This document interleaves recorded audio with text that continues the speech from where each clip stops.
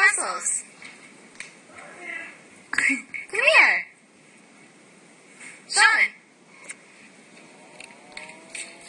Show me your muscles. Yeah. You're cool. Give me a pound.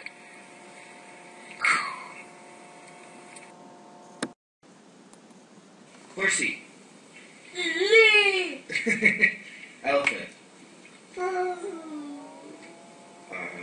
Doggy. Cat.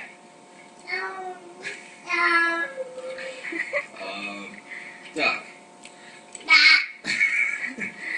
What about pig? Do it again. Pig. Alright, now show me your muscles. What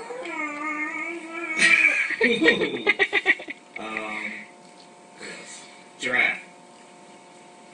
Yeah. Chickens. Yeah, little chickens. Ice cream. Ice cream. What else? Yeah. You just finished watching some video clips and pictures of a little boy. How would you describe this boy based on the video? What character traits do you notice? Consider the following: physical appearance, actions, speech, thoughts or emotions, mood, interactions with others. Talk about this together as a class.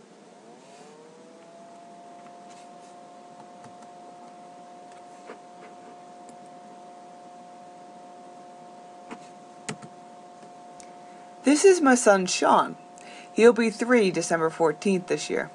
He loves ice cream, animals, music, and books. This you can tell from some of the pictures. Shortly after he was born, we found out that he had Down syndrome. What do you know about Down syndrome? Do you know anyone with Down syndrome? Talk about this together as a class. What is Down syndrome? Down syndrome is a genetic condition that causes delays in physical and intellectual development. It occurs in 1 in every 691 live births. Individuals with Down syndrome have 47 chromosomes instead of the usual 46. It is the most frequent occurring chromosomal disorder. Down syndrome is not related to race, nationality, religion, or socioeconomic status. And what you see below here in this picture, this is actually the genetic test that they do to help diagnose. And right there you can see there's an extra chromosome right in there. Okay. Thumbs up for Mr. Downs. The name Down syndrome actually comes from more the doctor that found it than anything else. In 1866, Dr. John Langdon Hayden Down worked in an English hospital for people with mental disabilities. He noticed that many of them share certain physical features, the features that we now associate with Down syndrome. Get it? It was named after Dr. Down. Dr. Down didn't know what caused it, though. About 100 years later, a French scientist figured out the problem was genetic. So he noticed the physical characteristics, and it wasn't until 100 years later that they were able to see that genetic component to it, as I kind of showed you in the slide before. Okay. What does a child with Down syndrome look like? Eyes that slant upward, small ears that may fold over a little at the top, a small mouth making the tongue appear larger, a small nose with a flattened nasal bridge, a short neck, small hands and feet, low muscle tone, and short stature in childhood and adult. And I'm sure that you're noticing that with the pictures there, and also my son, that they do have some similar look to them, that you're able to kind of identify this.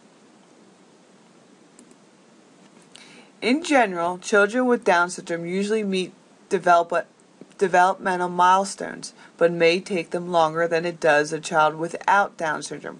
For example, children with Down syndrome may take twice as long to sit, crawl, walk, or talk.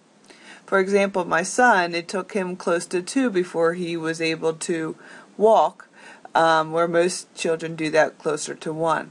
And as far as talking, he's still working on it, where most kids his age are already talking in short sentences. Early intervention programs started as soon as possible may give the children with Down syndrome the best chance of success. So as long as we continue to work with him, it's not that he can't figure it out. It just will take him longer and he needs some extra help. Mental retardation is a term that was once commonly used to describe someone who learns and develops more slowly than other kids, but it's not used as much anymore because it is considered offensive. Instead, you might hear terms like intellectual disability or developmental delay. Someone who has this kind of problem will have trouble learning and have difficulty with skills needed in everyday life. This person could be 10 years old, but might not talk or write as well as a typical 10-year-old.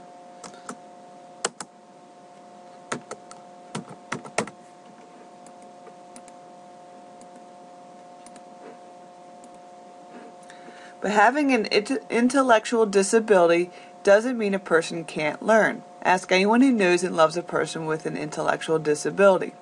There are many different causes for intellectual disabilities. Each individual has their own unique gifts and abilities. Just like other health problems, an intellectual disability can be mild, smaller, or major, bigger. The bigger the disability, the more trouble someone will have learning and becoming an independent person. Let's talk about some of the issues that are involved with intellectual disability and people we may know, or just any thoughts that we have on this as a class.